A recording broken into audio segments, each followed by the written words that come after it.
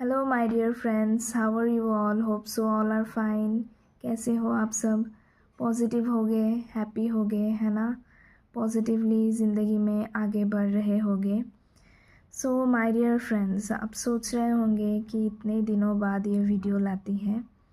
तो पहले मैं इस क्वेश्चन का आंसर दे दूँ कि हाँ लाती हूँ, क्योंकि हमेशा मुझे मन नहीं करता है वीडियो बनाने को। और हम जैसे कुछ इंसान हैं जो इस पृथ्वी में एग्जिस्ट करते हैं, जिनको टाइम देने के लिए कोई लोग होता है नहीं, जिनका बातें करने के लिए कोई नहीं होता।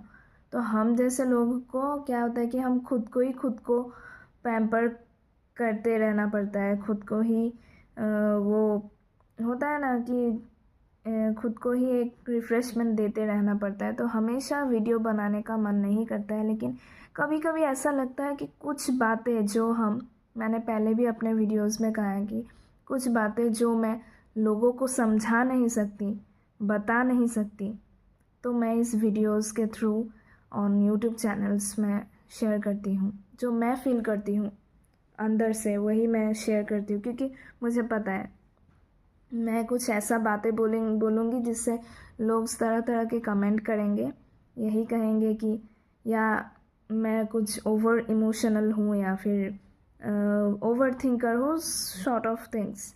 सो I feel better and I feel comfort to share my feelings, my thoughts out here in YouTube channel.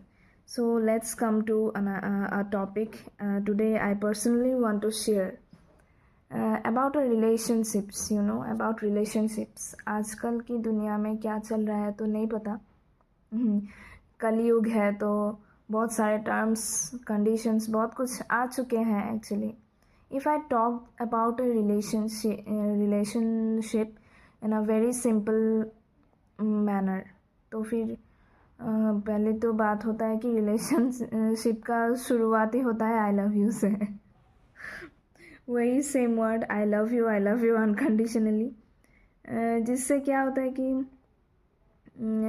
होता है ना, दो लोगों में जब प्यार होता है, प्यार तो क्या कैसे होता है मुझे तो वो भी नहीं पता, because what ever I have personally experienced in my life, several times I thought that I actually fall in love, but then I again get confused कि what is love actually, what is happening to me, what is my feelings. I today personally felt something about connection, about relationship is like कि किसी को I love you बोल देने से या I love you unconditionally बोल देने से फिर उस सेकंड पर्सन का इस इंतज़ार में कि वो यस बोले या ना बोले तो चला ही गया।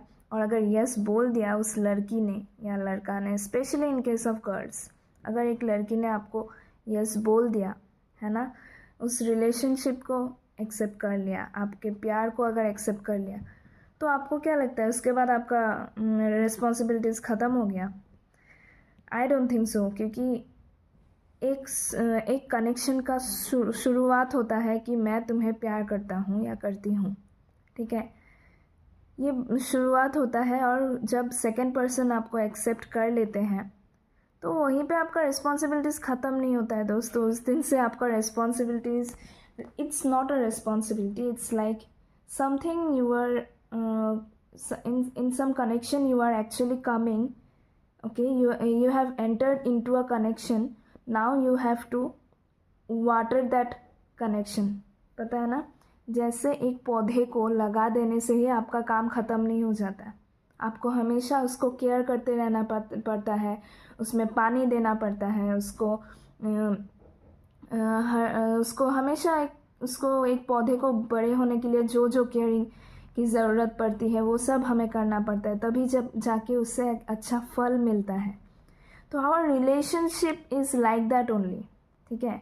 हमारा जो रिलेशनशिप है, मुझे लगता है पर्सनली कि किसी को आई लव यू बोल देने से, आई लव यू अनकंडीशनली बोल देने से हमारा ख़त्म नहीं हो जाता हर रिस्पॉन्सिबिलिटीज़, ठीक है ना। जब किसी को आपने आई लव यू बोल दिया मतलब आप वो एक नया कनेक्शन में एंटर किए, ठीक है। अब उस कनेक्शन को निभाना भी तो पड़ेगा, है ना। निभाओगे कैसे? You have to learn first कि किसी अरे वो तो उसने तो मुझे यस कह ही दिया, बस हो गया, काम ख़त्म हो गया, रह ही जाएगी मेरे साथ, है ना? So this is the very worst thing you are doing and ultimately you are getting the wrong result. ठीक है,